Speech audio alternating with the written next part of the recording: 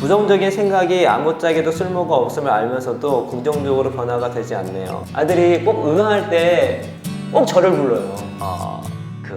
얘는 제가 꼭 손을 잡아줘야 돼요. 제 힘주는 그 아들의 얼굴 표정 보면 어떤 생각이 드는지 아세요? 내가 이 얼굴 표정 보려고 이 세상에 태어났구나 그런 생각이 들어요. 그냥 있는 존재만으로 너무나 사랑스럽고 그 자체만으로 나에게 엄청난 가치를 주거든요. 그렇게 생각하면 내 자신도 그러지 않을까요? 나도 내가 존재함으로 내 자체로 가치가 있다는 생각을 할 수 있지 않을까.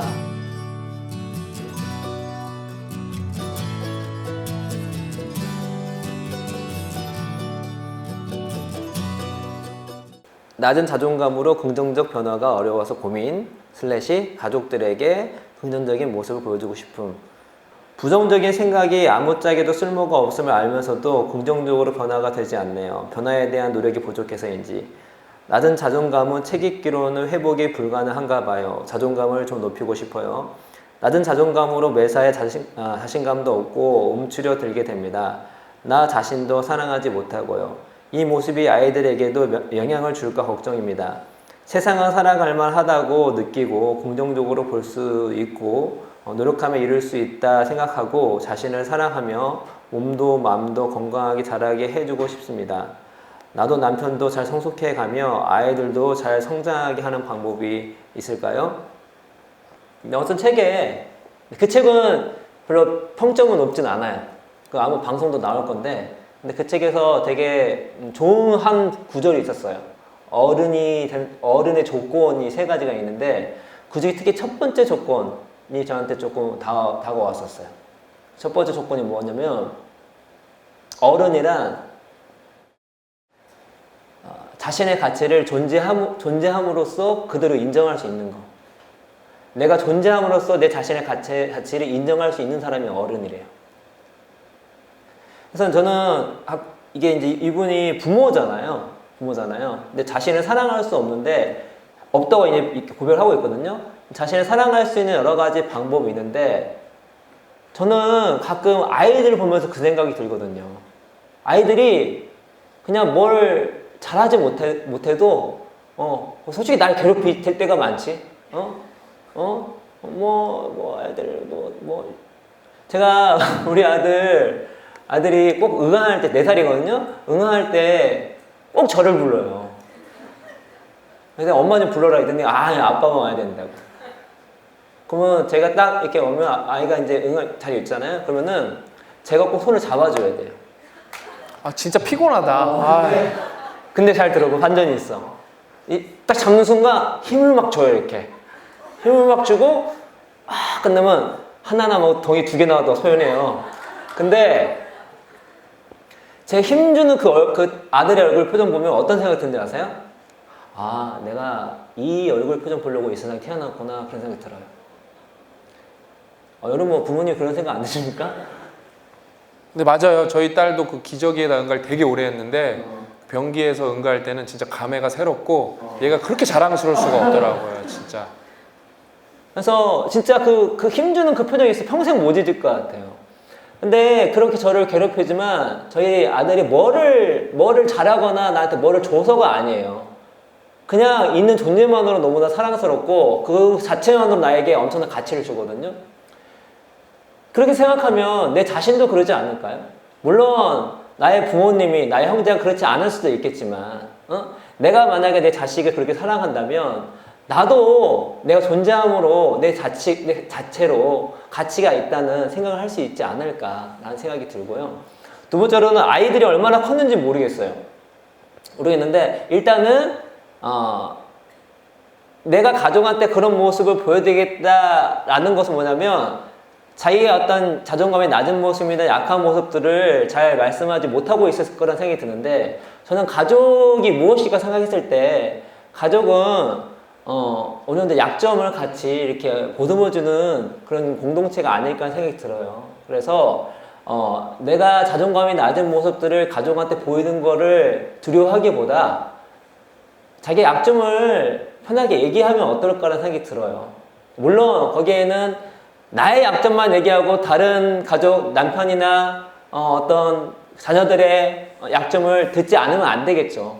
그러나 우리가 가족으로 사랑하고 있기 때문에 자기의 약점을 좀 솔직하게 얘기를 하고 더 나아가서 내가 원하는 자존감이 있을 수 있거든요.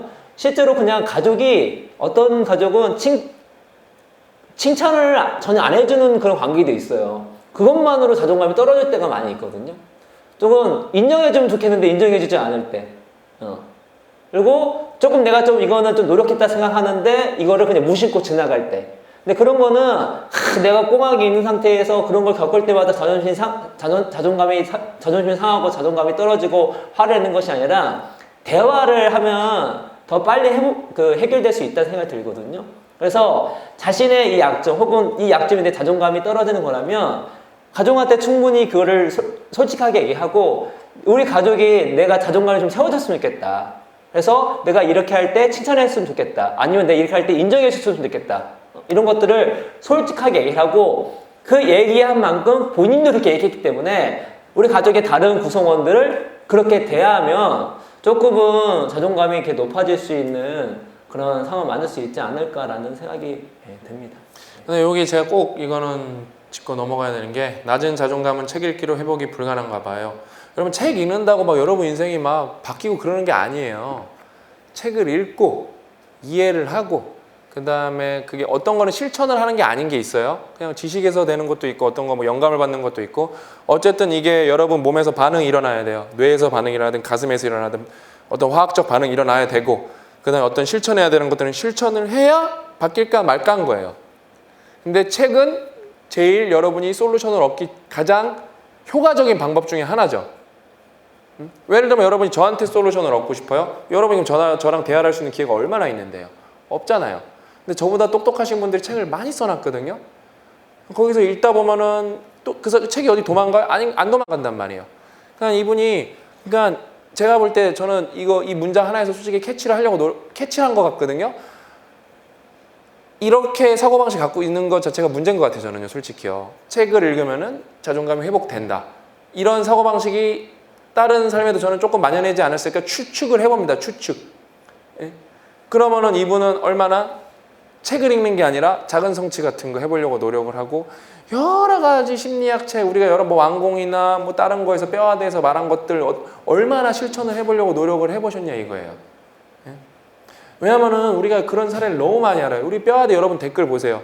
아 내가 자랑질 한번 해야 되는데 어떤 40 되신 분이 제가 성함은 모르는데 우리 출판사로 독서대를 만들어서 저한테 선물로 보내셨어요. 손수 이렇게 만들어 갖고 제가 요즘에 거기다 놓고 책 읽어요.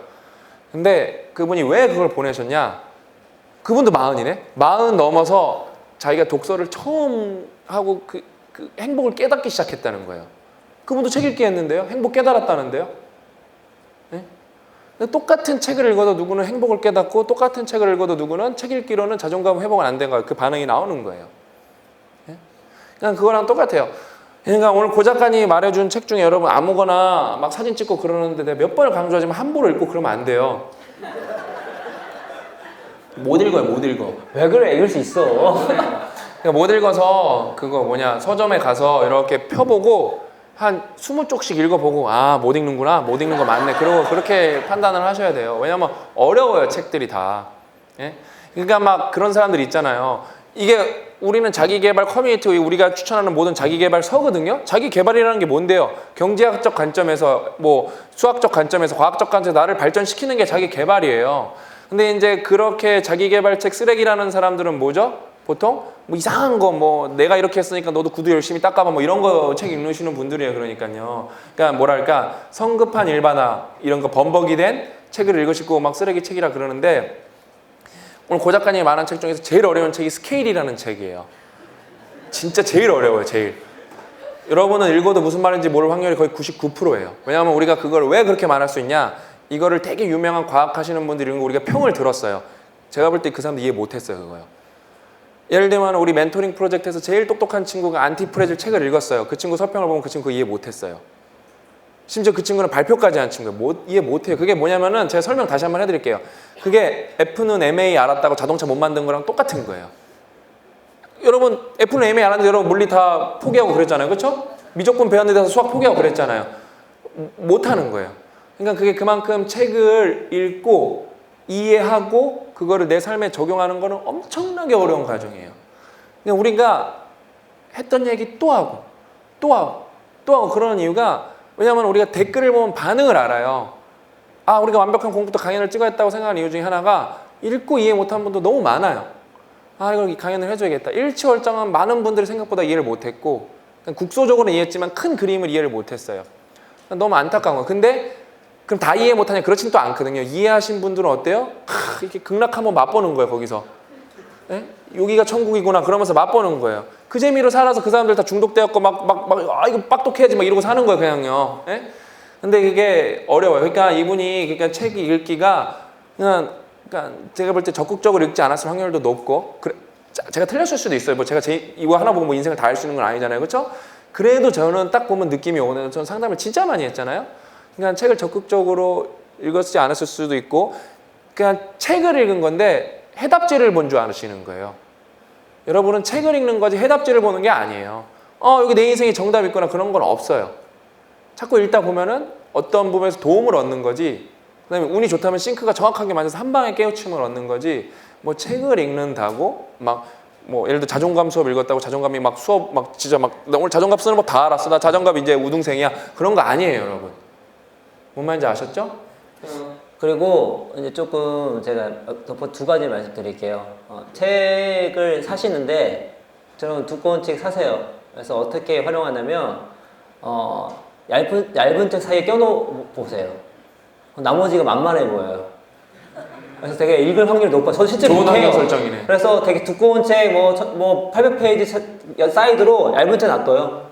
그러면은 이 주변에 있는 책이 고를 때가 많이 있고 두 번째로는 여러분 책은요